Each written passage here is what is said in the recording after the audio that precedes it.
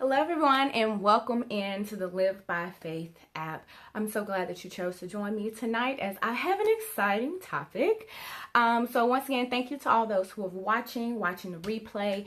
If you are watching this on YouTube, Facebook, or any other source rather than the Live by Faith app, I ask that you go ahead and download it now. You do not want to miss some amazing topics and some interaction and encouraging messages to inspire you to live an encouraging life. So go ahead and download the Live by Faith app in your Google stores and iTunes stores as well. You can put in Live by Faith Alakazam. Once again, that's Live by Faith Alakazam. So who am I? My name is Ashley King. I am the creator of the Live by Faith app, as well as a business strategist in which I help working professionals to launch their business without breaking the bank. So the topic that I'm going to be speaking on, which it has been, I guess, pulling on me for the past 2 days, so I figure why not talk about it, is, are you a nagging wife? And you may be asking what qualifies me to speak upon this topic. I am a newlywed, just 2 months in the game, but before then, I wrote this amazing book, The S Factor, The Guide to Being Single, Satisfied, and Saved. And pretty much it's a guide for women, and I've actually had 2 men that I know of that purchased it, but definitely a lot of women have purchased the book. It encouraged them to really get to know themselves before they jump into another relationship. A lot of women, or the reason why I wrote this book, because I came across a lot of women that were jumping into relationships for convenience, including myself. So I wrote this book to really encourage women to get to know themselves, have a relationship with Christ. Because sometimes we jump into a relationship expecting a man to heal us, to be the hero. But it takes 2 people to come together. So one person does not complete you. You have to be complete on your own. You have to know what makes you happy before you can tell someone else what to do to make you happy. So it's just some tips and tidbits and some of my testimony in there to help encourage women who are not married to live a happy and purposeful life without having to be in a relationship. So you definitely can get this book on my website at groomedforexcellency.com. That's groomed, EDFOR, excellency.com. Go to the shop tab and you can find the book there. But we're going to go ahead and get into tonight's topic, which is 3 ways you can stop being a nagging wife.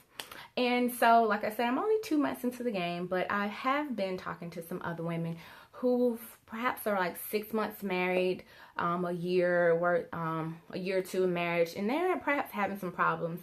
So once again, the tips that I'm giving to you, some of them, well, I've actually done all of them, but every relationship is different. So these may or may not help you, but they have helped me as far as 2 months in and 3 months knowing my husband, as far as avoiding some issues, I guess, in the relationship. So I'm going to give you 3 scriptures that I want you to study that will help you throughout this topic as well as throughout your journey as a wife. And they are all from Proverbs. The first one is Proverbs 21:9. It is better to live in a corner of the housetop than a house shared with a quarrelsome wife. Definitely. Ladies, what is the atmosphere in your house? Are you coming in always angry? Or are you being loving, attentive, and being mindful and wise of the words that you say? So once again, Proverbs 21:9. It is better to live in a corner of the housetop than in a house shared with a quarrelsome wife. That's how bad it is when you are a nagging wife. Someone who's always angry, bitter, resentful, hurtful. I mean, it's better for them not to even live in the household with you. So be mindful of the atmosphere you create in your household. 2, Proverbs 12:4. An excellent wife is the crown of her husband, but she who brings shame is like rottenness to his bones. Definitely, ladies, we definitely want to be that helpmate to our husbands. We definitely want to encourage them, uplift them, build them up. Don't tear them down with your words. I mean, quite frankly, I don't necessarily know all what a man goes through, but I'm pretty sure they go through a lot. Definitely being as the head of the household, the provider, the protector, it's so much that perhaps goes through their mind. So when they come home, that should be a safe haven for them. We should be building them up and encourage them to keep going, keep continuing. I mean, I hear stories how men can just up and leave in the middle of their marriage. I mean, I don't necessarily know what the circumstance and situation is, but the household that I want to have for my husband is one full of peace.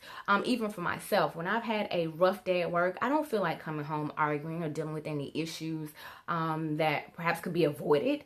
I mean, I want a household that's of peace, loving kindness. I mean, I'm going to try to do as much as I can.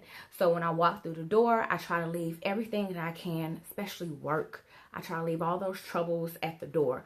Of course, we talk about our day. We do vent to each other, but the anger and frustration that I may have at work, I definitely don't want to bring that home and cause any issues. So just be mindful that when you are with your husband, around him, you definitely want to uplift him, build him up, encourage him.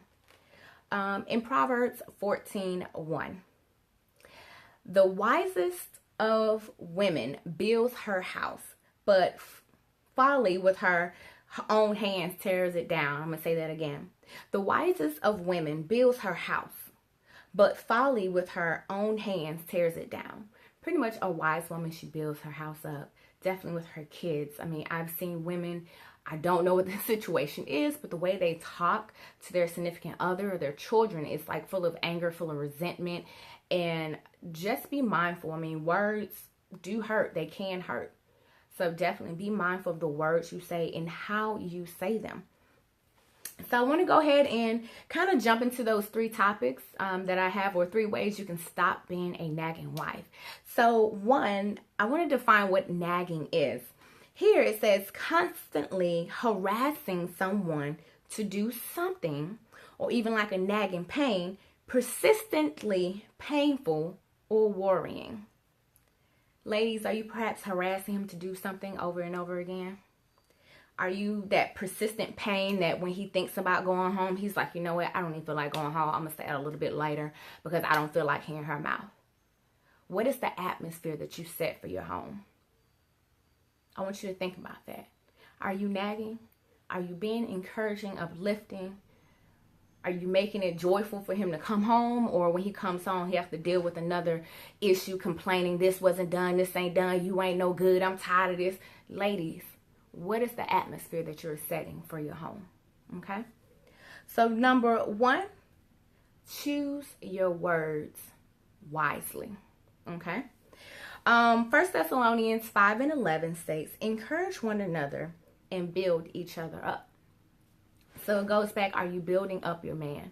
I'm pretty sure he deals with a lot of stuff at work, a lot of stuff in the streets. But when he comes home, he should be encouraged, built up. I mean, your words should build up and not belittle.